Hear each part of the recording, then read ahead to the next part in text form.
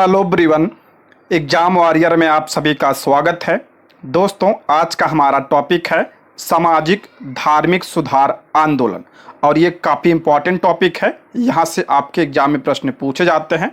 दोस्तों, आज की इस वीडियो में हम लोग हिंदू धर्म से संबंधित सुधारक संस्थाओं के बारे में पढ़ेंगे, जिसमें ब्रह्म समाज, तत्वबोधिनी सभा, प्रार्थना समाज, आर्य समाज, रामकृष्ण मिशन, यंग बंगाल आंदोलन, थियोसोफिकल सोसाइटी, वेद समाज और कुछ अन्य संस्थाओं के बारे में हम लोग पढ़ने वाले हैं। और कुछ प्रमुख समाज सुधारक के बारे में भी देखेंगे, जिसमें आपका राजा राम मोहन राय, केशव चंद्र सेन, स्वामी दयानंद सरस्वती, स्वामी विवेकानंद और एनी बेसेंट के बारे में भी हम लोग देखने वाले हैं। दोस्तों, यह वीडियो सभी एग्जाम के लिए इम्पॉर्टेंट है, तो आप लोग वीडियो को लास्ट तक ध्यान से जरूर देखिएगा। और इसके अगली वीडियो में हम लोग मुस्लिम धर्म सुधार आंदोलन, दलित समाज सुधार आंदोलन, सिख धर्म सुधार आंदोलन और पारसी धर्म सुधार आंदोलन के बारे में देखेंगे। इसके लिए अगर आपने अभी तक हमारे चैनल को सब्सक्राइब नहीं किया है तो प्लीज़ सब्सक्राइब करें, और अगर आप इसका PDF चाहते हैं तो ज्वाइन कीजिए हमारे टेलीग्राम चैनल को, जिसका लिंक आपको डिस्क्रिप्शन बॉक्स या कमेंट बॉक्स में मिल जाएगा। तो चलिए शुरू करते हैं। 19वीं शताब्दी में पूरे भारत में कई सामाजिक धार्मिक सुधार आंदोलन चलाए गए। इन सामाजिक धार्मिक सुधार आंदोलनों का उद्देश्य सामाजिक पुनर्गठन के माध्यम से भारतीय समाज को आधुनिक बनाना था। सामाजिक धार्मिक सुधार आंदोलनों का उद्देश्य क्या था? तो सामाजिक पुनर्गठन के माध्यम से भारतीय समाज को आधुनिक बनाना इसका उद्देश्य था।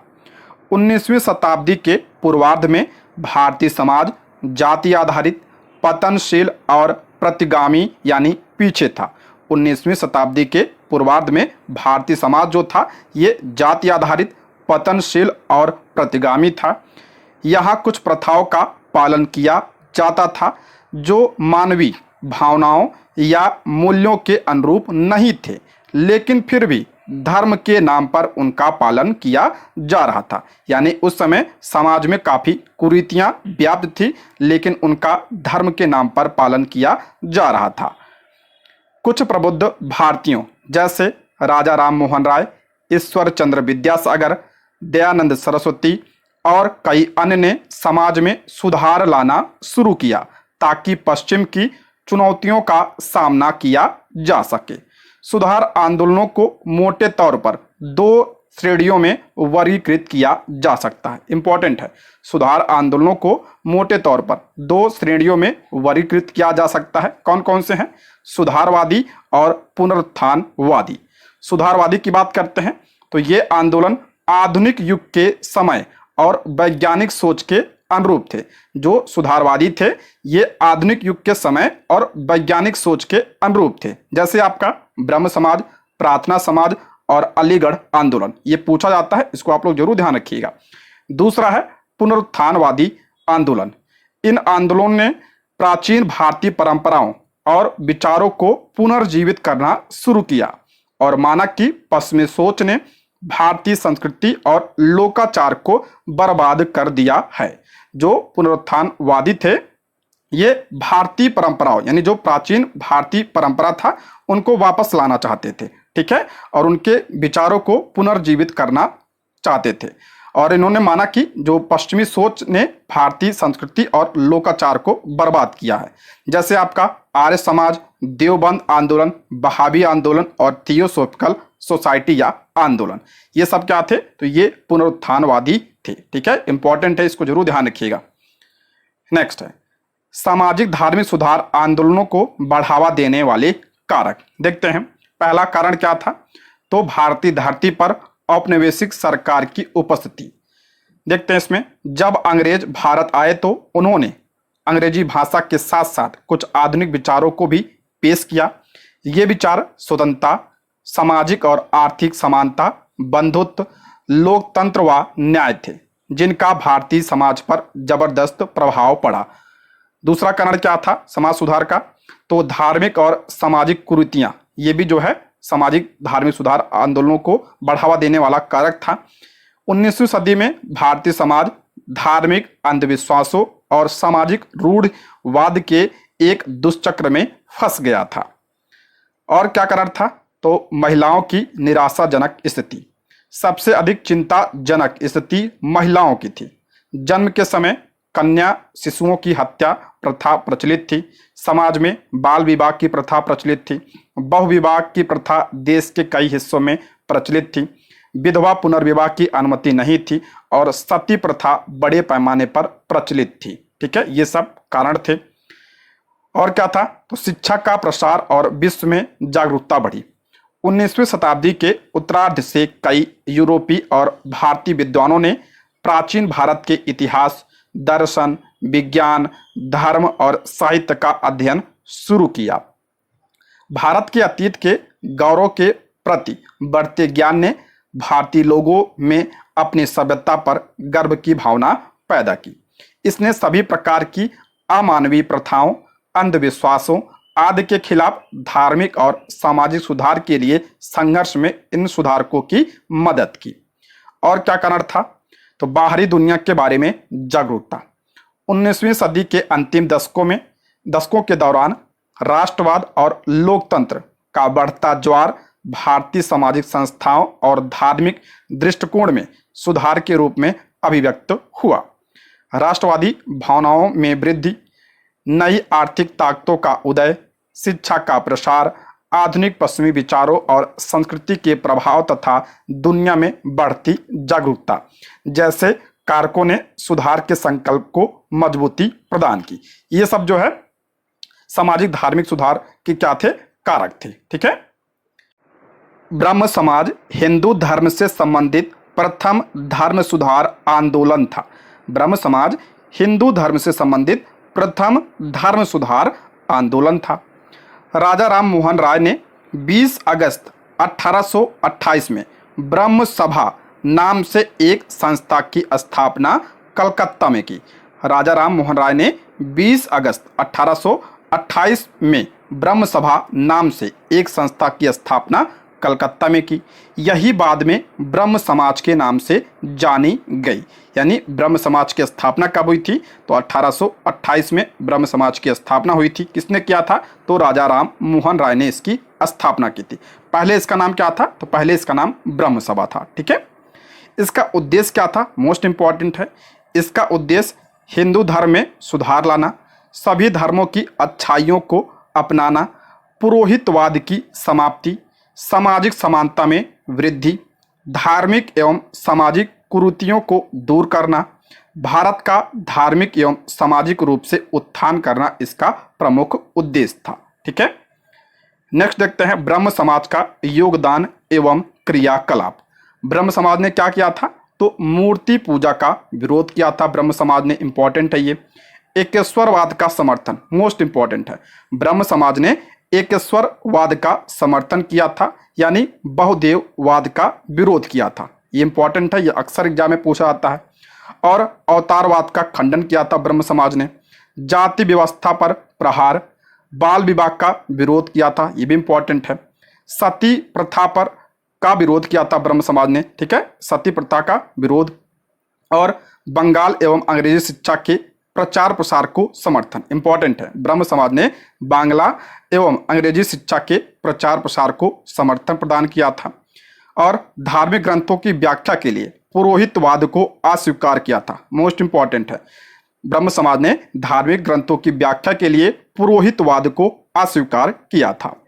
और विधवा पुनर्विवाह का समर्थन किया, बहुपत्नी प्रथा का विरोध किया था, स्त्री पुरुष की आधुनिक शिक्षा का प्रयास किया और राष्ट्रीयता का प्रसार। इंपॉर्टेंट है ये सारे पॉइंट, आप लोग ध्यान रखिएगा, यहां से प्रश्न पूछा जाता है। ठीक है। नेक्स्ट देखते हैं ब्रह्म समाज की उपलब्धि। ब्रह्म समाज की क्या क्या उपलब्धियां रही देखते हैं। 1829 में विलियम बेंटिक ने कानून बनाकर सती प्रथा को अवैध घोषित किया। सती प्रथा पर प्रतिबंध कब लगा था? तो 1829 में लगा था। किसने लगाया था? तो लॉर्ड विलियम बेंटिक ने लगाया था। लेकिन यह किसके प्रयासों से हुआ था? तो ब्रह्म समाज के प्रयासों से। ठीक है। और क्या हुआ था? समाज में काफी हद तक सुधार आया। समाज में जाति, धर्म इत्यादि पर आधारित भेदभाव पर काफी हद तक कमी आई। इससे भारत में तर्कवाद और प्रबोधन का उदय हुआ, जिसने अप्रत्यक्ष रूप से राष्ट्रवादी आंदोलन में योगदान दिया। यह आधुनिक भारत के सभी सामाजिक, धार्मिक और राजनीतिक आंदोलनों का अग्रदूत था। इंपॉर्टेंट है, ब्रह्म समाज आधुनिक भारत के सभी सामाजिक, धार्मिक और राजनीतिक आंदोलनों का अग्रदूत था। ठीक है, नेक्स्ट है ब्रह्म समाज का विकास। देखते हैं, 1830 में राजा राम मोहन राय के इंग्लैंड जाने के बाद समाज का नेतृत्व आचार्य रामचंद्र विद्या वागीश ने किया। 1830 में राजा राम मोहन राय के इंग्लैंड जाने के बाद ब्रह्म समाज का नेतृत्व किसने किया था? तो आचार्य रामचंद्र विद्या वागीश ने किया था। फिर 1833 में ब्रह्म समाज का संचालन द्वारका नाथ टैगोर के हाथों में आ गया। 1833 में ब्रह्म समाज का संचालन किसके हाथ में आ गया? तो द्वारका नाथ टैगोर के हाथ में आ गया। उसके बाद 1843 में ब्रह्म समाज का नियंत्रण देवेंद्र नाथ टैगोर के हाथ में आ गया। उसके बाद 1856-57 में समाज का नियंत्रण केशव चंद्र सेन के हाथ में आया। केशव चंद्र सेन के नेतृत्व में ब्रह्म समाज का विस्तार बंगाल से बाहर हुआ एवं उत्तर प्रदेश, पंजाब व मद्रास में शाखाएं खोली गई। मोस्ट इंपॉर्टेंट है, केशव चंद्र सेन के नेतृत्व में ब्रह्म समाज का विस्तार बंगाल से बाहर हुआ एवं उत्तर प्रदेश, पंजाब व मद्रास में इसकी शाखाएं खोली गई। ठीक है, नेक्स्ट है ब्रह्म समाज में फूट। देखते हैं, केशव चंद्र सेन के अति उदारवादी विचारों के कारण ब्रह्म समाज का विभाजन हुआ। केशव चंद्र सेन के अति उदारवादी विचारों के कारण ब्रह्म समाज का विभाजन हुआ। केशव चंद्र सेन के नियंत्रण में ब्रह्म समाज के अंदर ऐसी अनेक गतिविधियां होने लगी जिनकी वजह से केशव चंद्र सेन एवं देवेंद्र नाथ टैगोर के बीच मतभेद हो गया। भारतीय ब्रह्म समाज के बारे में देखते हैं। 1865 में देवेंद्र नाथ टैगोर ने केशव चंद्र सेन को ब्रह्म समाज से बाहर निकाल दिया। 1865 में देवेंद्र नाथ टैगोर ने केशव चंद्र सेन को ब्रह्म समाज से बाहर निकाल दिया। उसके बाद 1866 में केशव चंद्र सेन ने भारतीय ब्रह्म समाज की स्थापना की। उसके बाद 1866 में केशव चंद्र सेन ने किसकी स्थापना? तो भारतीय ब्रह्म समाज की स्थापना की। और इस प्रकार पूर्व का ब्रह्म समाज आदि ब्रह्म समाज के नाम से प्रसिद्ध हुआ। इंपॉर्टेंट है ये, भारतीय ब्रह्म समाज की स्थापना किसने किया था? तो 1866 में भारतीय ब्रह्म समाज की स्थापना केशव चंद्र सेन ने किया था। और जो पुराना वाला ब्रह्म समाज था उसका नाम क्या हो गया? तो आदि ब्रह्म समाज। और आदि ब्रह्म समाज का नेतृत्व कौन कर रहा था? तो देवेंद्र नाथ टैगोर। ठीक है, नेक्स्ट है केशव चंद्र सेन के बारे में देखते हैं। उन्होंने ब्रह्म समाज की गतिविधियों का विस्तार बंगाल से आगे उत्तर प्रदेश, पंजाब, मद्रास और बॉम्बे राज्यों तक किया। पढ़ चुके हैं इसके बारे में, इंपॉर्टेंट है ये पॉइंट। 1868 में केशव चंद्र सेन ने टेबरनेकल ऑफ द न्यू डिस्पेंसन नामक संघ की स्थापना की। इंपॉर्टेंट है ये, 1868 में केशव चंद्र सेन ने टेबरनेकल ऑफ द न्यू डिस्पेंसन नामक संघ की स्थापना की। 1870 में इंडियन रिफॉर्म एसोसिएशन यानी भारतीय सुधार संघ की स्थापना की। इंपॉर्टेंट है, 1870 में केशव चंद्र सेन ने भारतीय सुधार संघ यानी इंडियन रिफॉर्म एसोसिएशन की स्थापना की। फिर 1872 में केशव चंद्र सेन ने सरकार को ब्रह्म विवाह अधिनियम को कानूनी दर्जा देने के लिए तैयार कर लिया। इंपॉर्टेंट है ये, 1872 में केशव चंद्र सेन ने सरकार को ब्रह्म विवाह अधिनियम को कानूनी दर्जा देने के लिए तैयार कर लिया।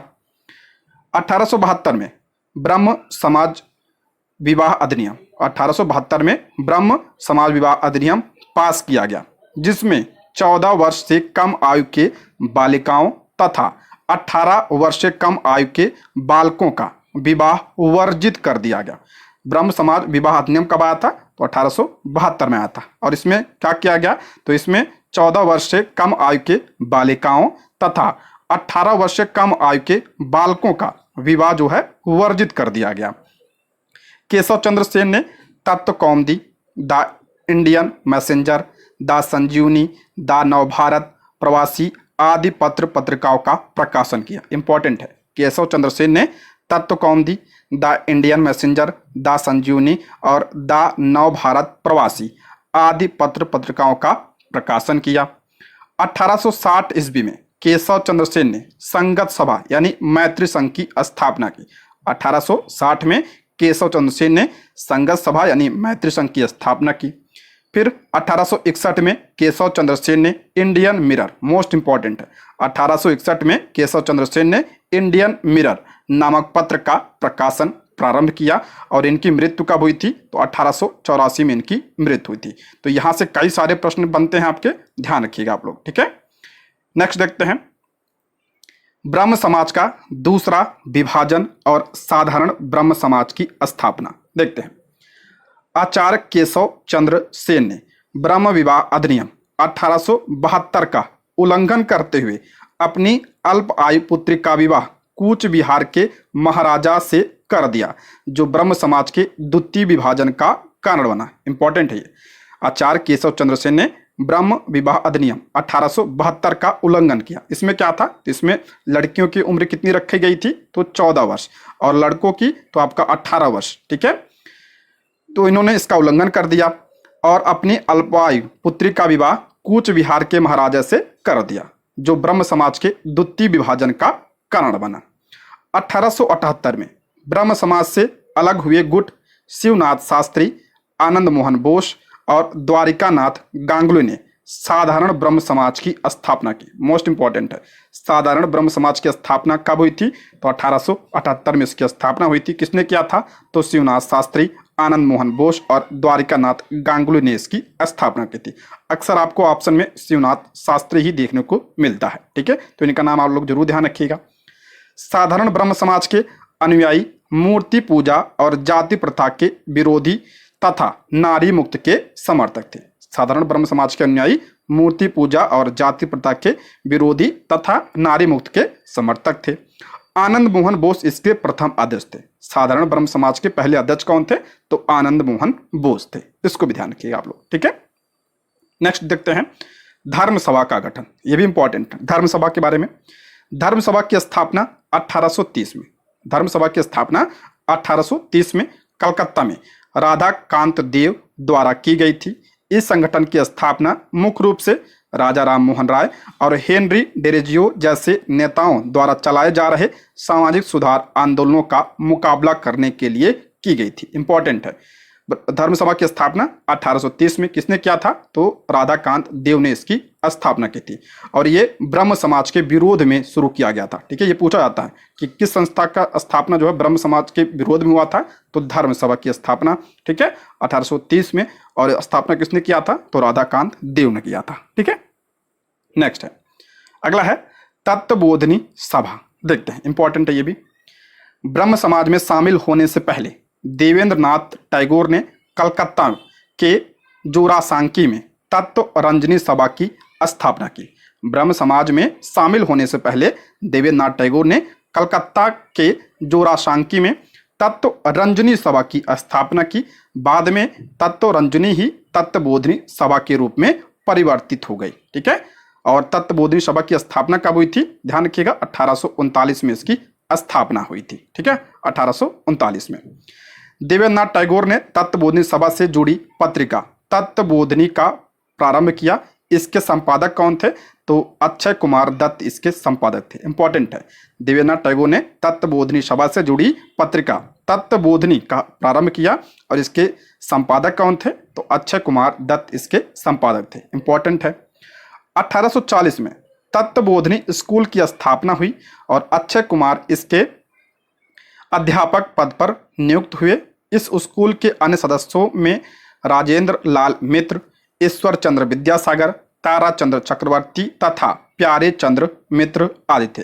तत्वबोधिनी स्कूल की स्थापना कब हुई थी? तो 1840 में इसकी स्थापना हुई थी, ठीक है।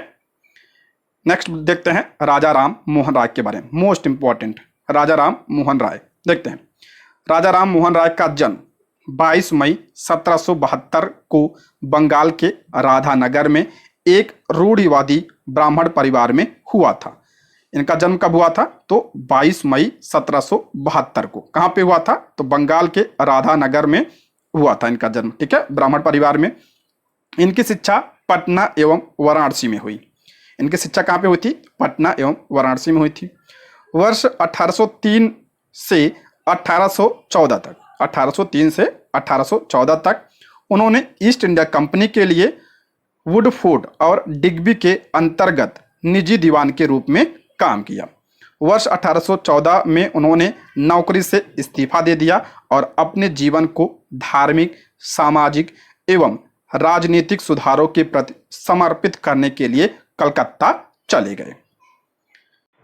राजा राम मोहन राय के अन्य नाम और उपाधियां मोस्ट इंपॉर्टेंट टॉपिक है, यहां से भी प्रश्न पूछा जाता है। तो राजा राम मोहन राय को युग दूत के नाम से जाना जाता है और इन्हें पुनर्जागरण आंदोलन का अग्रदूत भी कहा जाता है। भारतीय जागृति का जनक के नाम से जाना जाता है। आधुनिक भारत का पिता कहा जाता है। अतीत और भविष्य के मध्य सेतु कहा जाता है। भारतीय राष्ट्रवाद का जनक कहा जाता है। भारतीय राष्ट्रवाद के पैगंबर भी कहा जाता है। भारत का प्रथम आधुनिक पुरुष, नव भारत का तारा और पत्रकारिता का अग्रदूत के नाम से इन्हें जाना जाता है। मोस्ट इंपॉर्टेंट है ये, इन्हें युगदूत के नाम से जाना जाता है। पुनर्जागरण आंदोलन का अग्रदूत या जनक कहा जाता है। भारतीय जागृति का जनक कहा जाता है। आधुनिक भारत का पिता, अतीत और भविष्य के मध्य सेतु, भारतीय राष्ट्रवाद का जनक, भारतीय राष्ट्रवाद के पैगंबर, भारत का प्रथम आधुनिक पुरुष, नव प्रभात का तारा और पत्रकारिता का अग्रदूत। ठीक है, तो सारे ध्यान रखिएगा, इंपॉर्टेंट है ये। नेक्स्ट है राजा राम मोहन राय द्वारा स्थापित संस्थाएं। देखते हैं 1814-15 में आत्मीय सभा का गठन। आत्मीय सभा का गठन कब किया था? तो 1815 में किया था। फिर 1817 में डेविड हेयर के सहयोग से कलकत्ता में हिंदू कॉलेज की स्थापना। हिंदू कॉलेज की स्थापना 1817 में, कहाँ पे? तो कलकत्ता में। फिर 1823 में राजा राम मोहन राय, द्वारकानाथ टैगोर और विलियम एडम के सहयोग से कलकत्ता यूनिटेरियन कमेटी की स्थापना। कलकत्ता यूनिटेरियन कमेटी की स्थापना कब? तो 1823 में। फिर 1825 में वेदांत कॉलेज की स्थापना की। फिर 20 अगस्त 1828 में ब्रह्म सभा यानी ब्रह्म समाज की स्थापना की। ठीक है, आत्मीय सभा की स्थापना कब? 1815 में।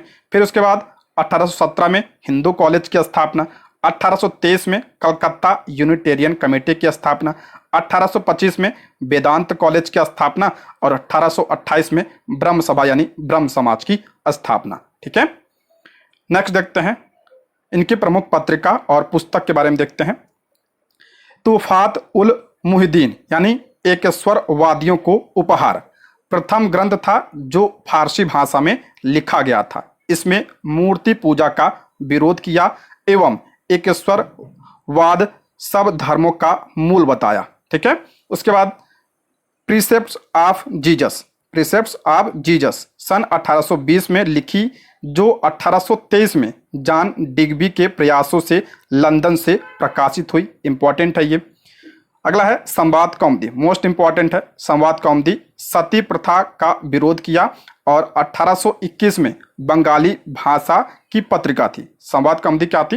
पत्रिका थी। और इसका प्रकाशन कब किया था? तो 1821 में। किस भाषा में थी ये? तो बंगाली भाषा में थी। उसके बाद मिरातुल अखबार, ये भी इंपॉर्टेंट है। मिरातुल अखबार, इसका प्रकाशन 1822 में और ये फारसी भाषा में थी। ठीक है, मिरातुल अखबार ये फारसी भाषा में। उसके बाद ब्राह्मणिकल मैगजीन, ये अंग्रेजी भाषा में प्रकाशित ब्राह्मणिकल मैगजीन। ठीक है, ये अंग्रेजी भाषा में थी। इंपॉर्टेंट है ये सारे। तुफात उल मुहिद्दीन ये फारसी में था। उसके बाद आपका प्रीसेप्ट्स ऑफ जीसस 1820 में, संवाद कौमुदी 1821 में, मिरातुल अखबार 1822 और ब्राह्मणिकल मैगजीन ये अंग्रेजी भाषा में थी। ठीक है, कुछ और पुस्तकों की बात करते हैं तो वेदांत गाथा, केनोपनिषद, ईशोपनिषद, कठोपनिषद, मुंडक उपनिषद, हिंदू धर्म की रक्षा, the precepts of Jesus, the guide to peace and happiness 1820, Bengali व्याकरण, द यूनिवर्सल रिलीजन, भारतीय दर्शन का इतिहास और गौड़ी व्याकरण, ये सब राजा राम मोहन राय की प्रमुख पुस्तकें हैं। ठीक है, नेक्स्ट देखते हैं। मुगल बादशाह अकबर द्वितीय ने राजा राम मोहन राय को राजा की उपाधि के साथ अपने दूत के रूप में तत्कालीन ब्रिटिश सम्राट विलियम चतुर्थ के दरबार में भेजा। इंपॉर्टेंट है, पूछा जाता है कि राजा राम मोहन राय को राजा की उपाधि किसने दिया था? तो अकबर द्वितीय ने दिया था। और इन्हें ब्रिटिश सम्राट से मुगल बादशाह को मिलने वाली पेंशन की राशि को बढ़ाने की बात करनी थी। यहीं पर ब्रिस्टल में 27 सितंबर 1833 ईस्वी को राजा राम मोहन राय की मृत्यु हो गई थी। इंपॉर्टेंट है, राजा राम मोहन राय की मृत्यु कब हुई थी? तो 27 सितंबर 1833 को। कहाँ पे हुई थी? तो ब्रिस्टल इंग्लैंड में इनकी मृत्यु हो गई थी। ठीक है, ये मोस्ट इंपॉर्टेंट है, पूछा जाता है। सुभाष चंद्र बोस ने राजा राम मोहन राय को युग दूत की उपाधि से सम्मानित किया था। सुभाष चंद्र बोस ने राजा राम मोहन राय को युग दूत की उपाधि दिया था। ठीक है, नेक्स्ट है प्रार्थना समाज। देखते हैं प्रार्थना समाज के बारे में, इंपॉर्टेंट है ये भी। प्रार्थना समाज की स्थापना 1867 ईस्वी में डॉक्टर आत्माराम पांडुरंग ने केशव चंद्र सेन की प्रेरणा से बंबई में की। प्रार्थना समाज की स्थापना कब हुई थी? 1867 में। कहाँ पे? बंबई में। किसने किया था? तो आत्माराम पांडुरंग ने इसकी स्थापना की थी। और किसकी प्रेरणा से किया था? तो केशव चंद्र सेन की प्रेरणा से की थी। ये पूछा जाता है कि प्रार्थना समाज की स्थापना किसकी प्रेरणा से हुई थी? तो केशव चंद्र सेन की प्रेरणा से हुई थी। ये यथार्थ रूप से ये ब्रह्म समाज की ही एक शाखा थी। ये जो है प्रार्थना समाज, ये ब्रह्म समाज से प्रेरित था। ठीक है, यह एक गुप्त समाज थी और मुख्य रूप से समाज सुधार गतिविधियों पर केंद्रित थी। 1869 में महादेव गोविंद रनाडे प्रार्थना समाज से जुड़े एवं इसे प्रसिद्धि दिलाई। इंपॉर्टेंट है, 1869 में महादेव गोविंद रनाडे प्रार्थना समाज से जुड़े एवं इन्होंने प्रसिद्धि दिलाई।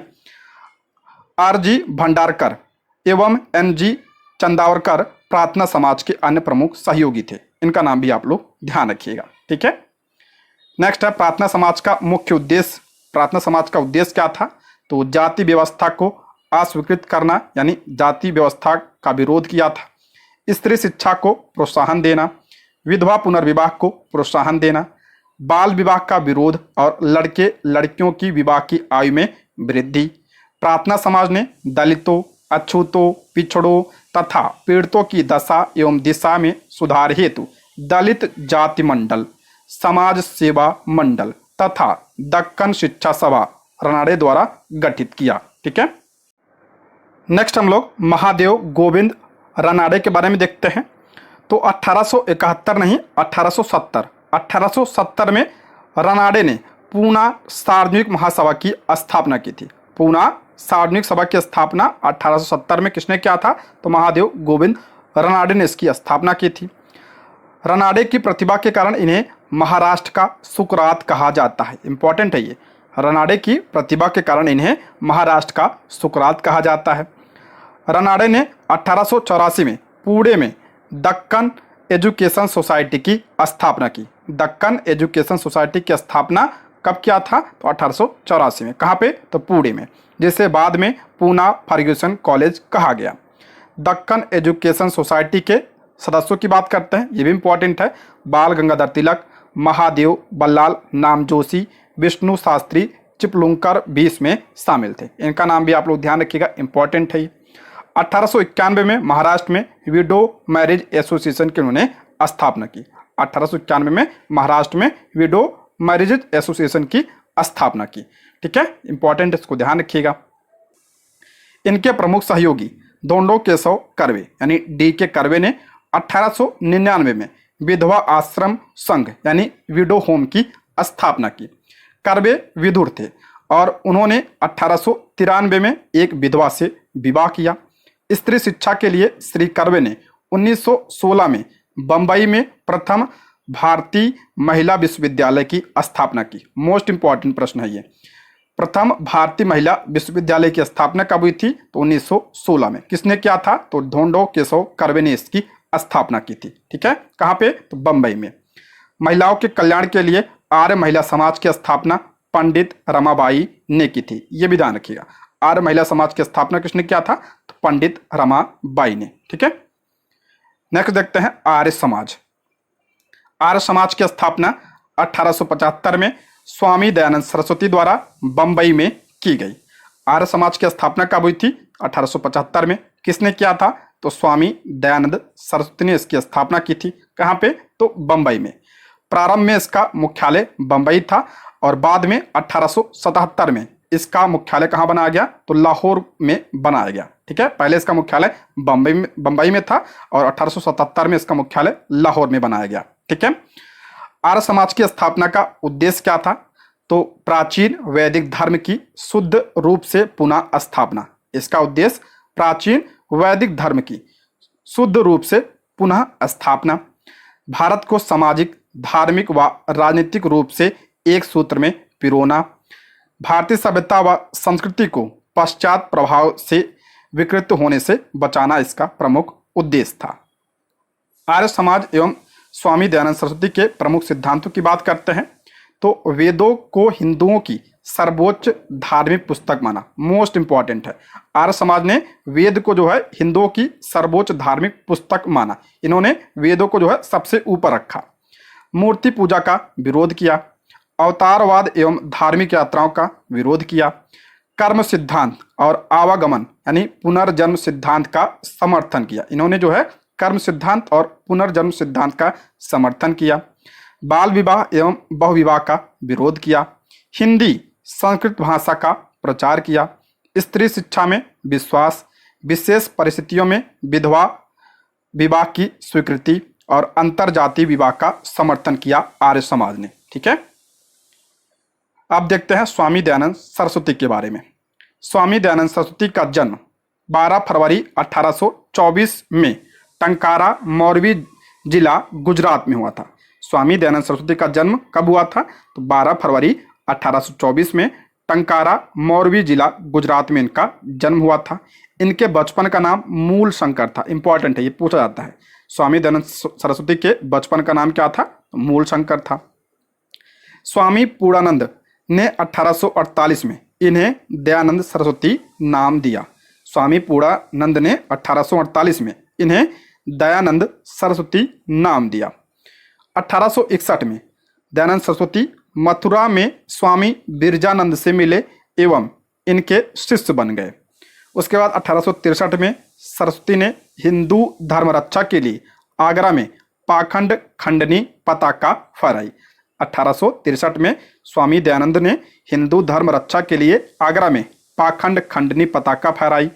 उसके बाद 1875 में आर्य समाज की उन्होंने स्थापना की। ठीक है, सरस्वती जी ने जन्म के स्थान पर कर्म पर आधारित वर्ण व्यवस्था का समर्थन किया। इंपॉर्टेंट है ये, स्वामी दयानंद सरस्वती जी ने जन्म के स्थान पर कर्म पर आधारित वर्ण व्यवस्था का इन्होंने समर्थन किया था।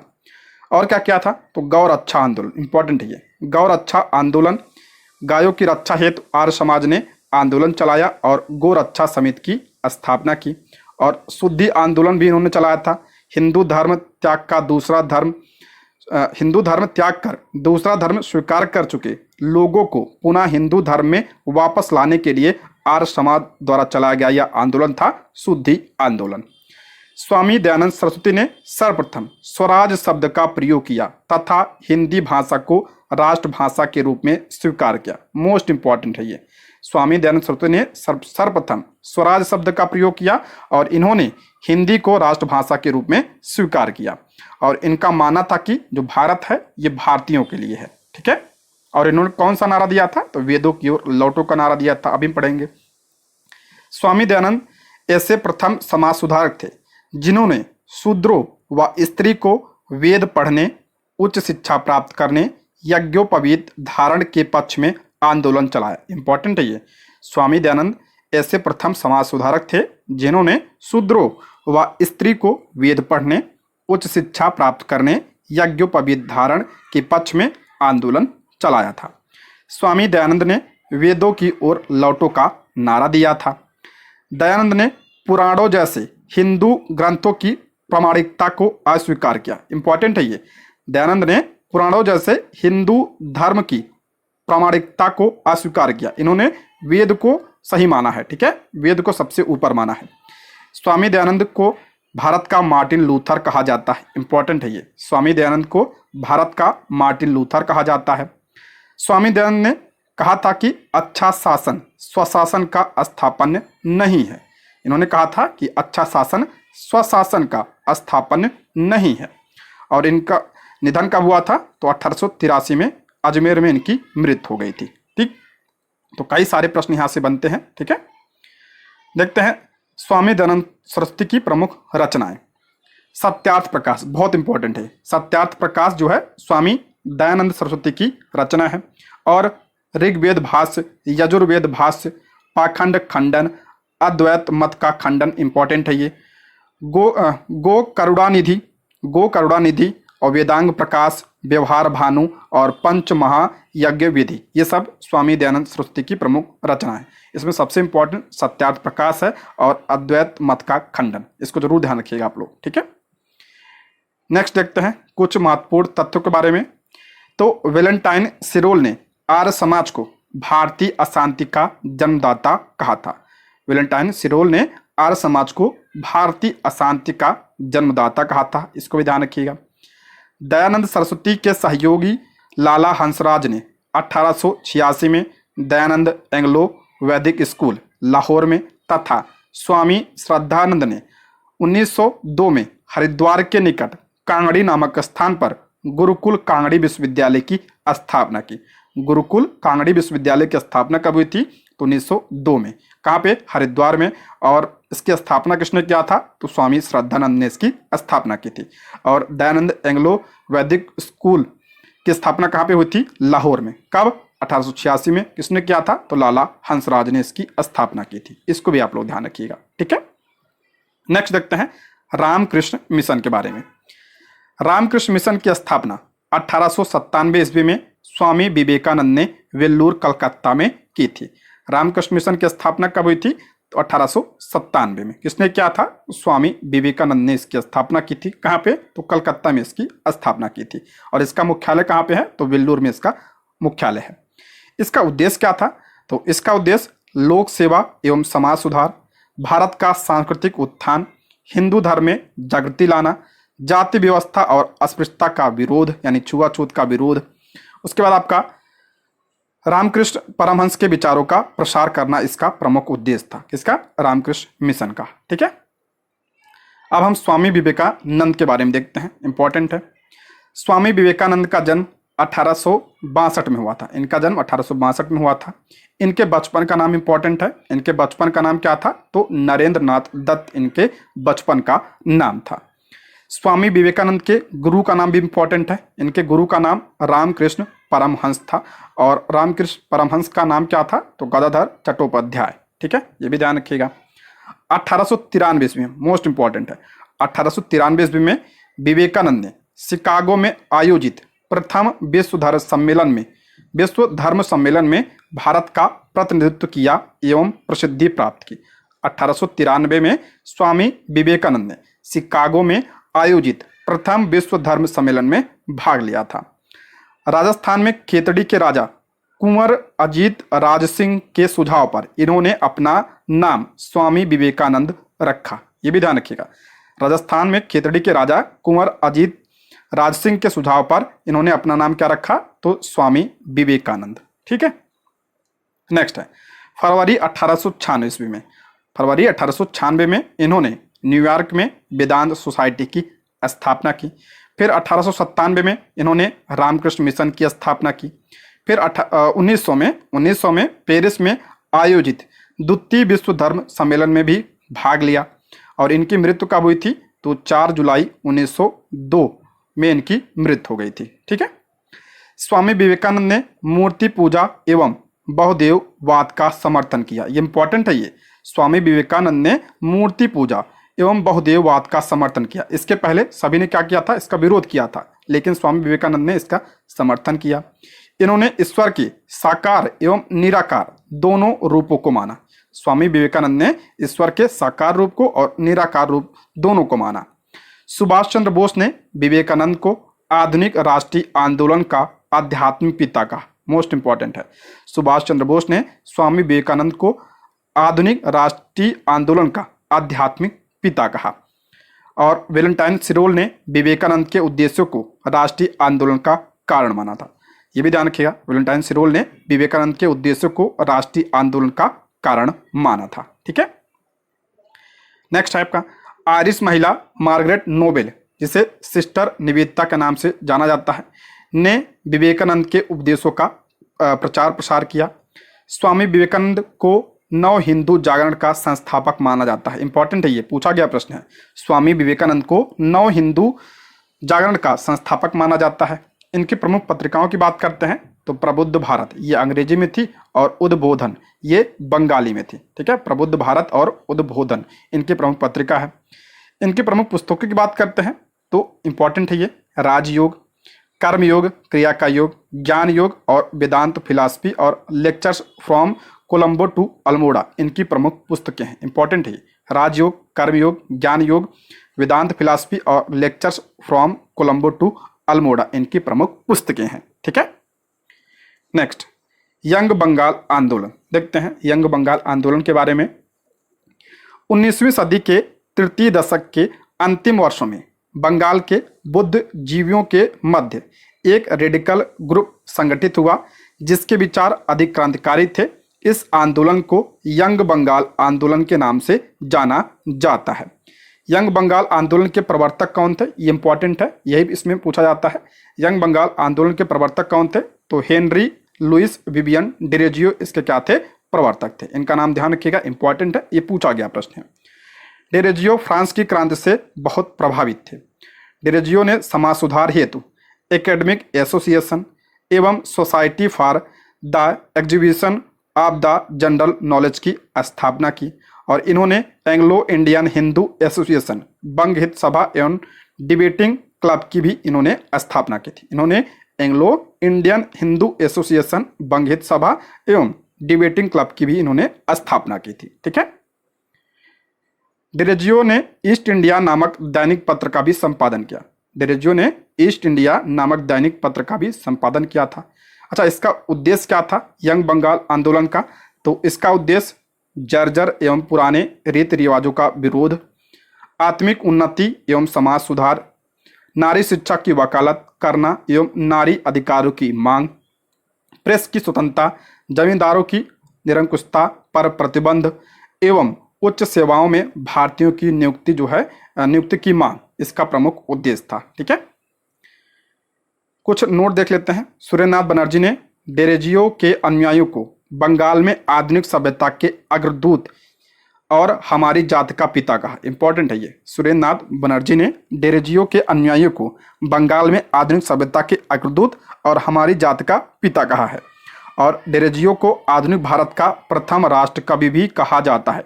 डिरेजियो को आधुनिक भारत का प्रथम राष्ट्र कवि भी कहा जाता है, ये भी आप लोग ध्यान रखिएगा। ठीक है दोस्तों, इसको आप लोग दो एक बार पढ़ लीजिए, उसके बाद जब मैं प्रश्नों को कराऊंगा तो आपका पूरा रिवीजन हो जाएगा इससे। ठीक है, तो देखते हैं थियोसॉफिकल सोसाइटी के बारे में। थियोसॉफिकल सोसाइटी की स्थापना 1875 ईस्वी में रूसी महिला HP ब्लावत्स्की एवं अमेरिकी कर्नल हेनरी स्टली अल्कॉल्ट ने न्यूयॉर्क में की थी। थियोसॉफिकल सोसाइटी की स्थापना कब हुई थी, तो 1875 में इसकी स्थापना हुई थी। कहाँ पे, न्यूयॉर्क में इसकी स्थापना हुई थी। किसने किया था, तो HP ब्लावत्स्की एवं हेनरी अल्कॉल्ट ने इसकी स्थापना की थी।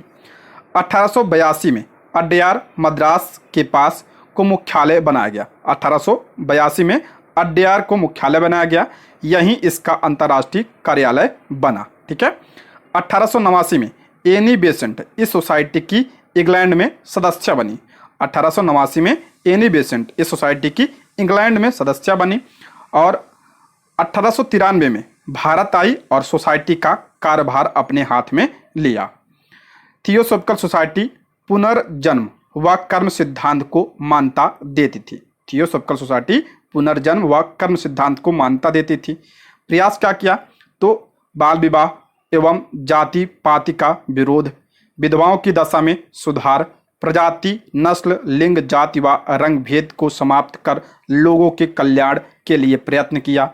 हिंदू धर्म की प्राचीन विरासत एवं पहचान को पुनर्स्थापित करना ये प्रयास किया। ठीक है, कुछ इंपॉर्टेंट पॉइंट की बात करते हैं एनी बेसेंट के बारे में। तो एनी बेसेंट ने 1898 ईस्वी में वाराणसी में सेंट्रल हिंदू कॉलेज की नींव रखी। इंपॉर्टेंट है ये, एनी बेसेंट ने 1898 में वाराणसी में सेंट्रल हिंदू कॉलेज की नींव रखी। इसी कॉलेज को मदन मोहन मालवीय ने 1916 में बनारस हिंदू विश्वविद्यालय के रूप में विकसित किया। मोस्ट इंपॉर्टेंट है, जो आपका सेंट्रल हिंदू कॉलेज था, इसी कॉलेज को मदन मोहन मालवीय ने 1916 में बनारस हिंदू विश्वविद्यालय के रूप में विकसित किया। 1907 में एनी बेसेंट थियोसॉफिकल सोसाइटी की अध्यक्ष चुनी गई। 1907 में एनी बेसेंट थियोसॉफिकल सोसाइटी की अध्यक्ष चुनी गई। और एनी बेसेंट भारतीय राष्ट्रीय कांग्रेस की पहली महिला अध्यक्ष थी। उन्होंने 1917 के कलकत्ता अधिवेशन में कांग्रेस की अध्यक्षता की थी। इंपॉर्टेंट है, एनी बेसेंट भारतीय राष्ट्रीय कांग्रेस की पहली महिला अध्यक्ष थी और उन्होंने 1917 में कलकत्ता अधिवेशन में कांग्रेस की अध्यक्षता की थी। एनी बेसेंट के बारे में और ध्यान रखिएगा, इनकी पत्रिका भी ध्यान रखिए आप लोग, कॉमनवेल और न्यू इंडिया। कॉमनवेल और न्यू इंडिया ये किसकी पत्रिका है? तो एनी बेसेंट की पत्रिका है। ठीक है, नेक्स्ट देखते हैं वेद समाज। वेद समाज की स्थापना 1864 में के श्री धरालू नायडू ने मद्रास में की। वेद समाज की स्थापना 1864 में के श्री धरालू नायडू ने मद्रास में की थी। और वेद समाज को दक्षिण भारत का ब्रह्म समाज कहा जाता है, ये भी ध्यान रखिएगा। वेद समाज को दक्षिण भारत का ब्रह्म समाज भी कहा जाता है। कुछ अन्य समाज सुधार संस्थाओं के बारे में भी देख लेते हैं, इंपॉर्टेंट है ये। परमहंस मंडली। परमहंस मंडली की स्थापना कब हुई थी? तो 1849-50 में इसकी स्थापना हुई थी। कहाँ पे? तो बम्बई में। और इसकी स्थापना किसने किया था? तो दुर्गाराम मेहता जी और दादोबा पांडुरंग ने इसकी स्थापना की थी। परमहंस मंडल की स्थापना दुर्गाराम मेहता जी और दादोबा पांडुरंग ने इसकी स्थापना की थी। मोस्ट इंपॉर्टेंट है ये। दूसरा है देव समाज। देव समाज की स्थापना कब हुई थी? तो 1887 में इसकी स्थापना हुई थी। कहाँ पे? तो लाहौर में। किसने किया था? तो शिव नारायण अग्निहोत्री। देव समाज की स्थापना 1887 में लाहौर में तो शिव नारायण अग्निहोत्री ने किया था। अगला है राधा स्वामी सत्संग। मोस्ट इंपॉर्टेंट है ये, राधा स्वामी सत्संग। इसकी स्थापना 1861 में आगरा में हुई थी। किसने किया था? तो शिवदयाल खत्री, इनका नाम तुलसीराम था, इन्होंने इसकी स्थापना की थी राधा स्वामी सत्संग की। ठीक है, शिवदयाल खत्री ने कब किया था? 1861। कहाँ पे? आगरा में। अगला है भारत सेवक संघ, ये भी इंपॉर्टेंट है। भारत सेवक संघ ये पूछा गया है। इसकी स्थापना 1905 में बम्बई में हुई थी। किसने किया था? गोपाल कृष्ण गोखले ने इसकी स्थापना की थी। भारत सेवक संघ की स्थापना 1905 में बम्बई में गोपाल कृष्ण गोखले ने किया था। नेक्स्ट है सामाजिक सेवा संघ। सामाजिक सेवक संघ की स्थापना 1921 में बम्बई में किसने किया था? तो नारायण मल्हार जोशी ने इसकी स्थापना की थी। सामाजिक सेवा संघ की स्थापना नारायण मल्हार जोशी ने 1921 बम्बई में किया था।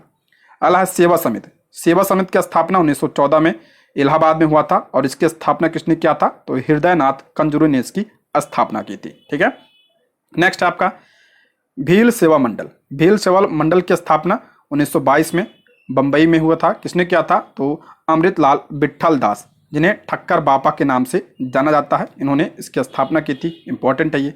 सेवा सदन की स्थापना 1885 में बम्बई में हुई थी। किसने किया था? तो बहराम जी मालाबारी ने इसकी स्थापना की थी। शारदा सदन, ये भी इंपॉर्टेंट है। शारदा सदन की स्थापना 1889 में बम्बई में, बाद में पूना में किसने किया था? तो पंडिता रमाबाई ने इसकी स्थापना की थी। नेक्स्ट है श्री नारायण धर्म परिपालन युगम। इसकी स्थापना 1903 में केरल में और किसने किया था? तो श्री नारायण गुरु ने इसकी स्थापना की थी।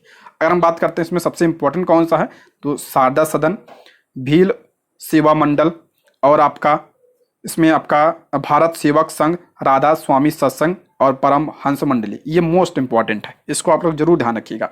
ठीक है दोस्तों, आज की वीडियो में बस इतना ही। इसके अगले पार्ट को हम लोग अगली वीडियो में कवर करेंगे। ठीक है, वीडियो कैसी लगी कमेंट बॉक्स में आप लोग जरूर बताइएगा। Thank you for watching.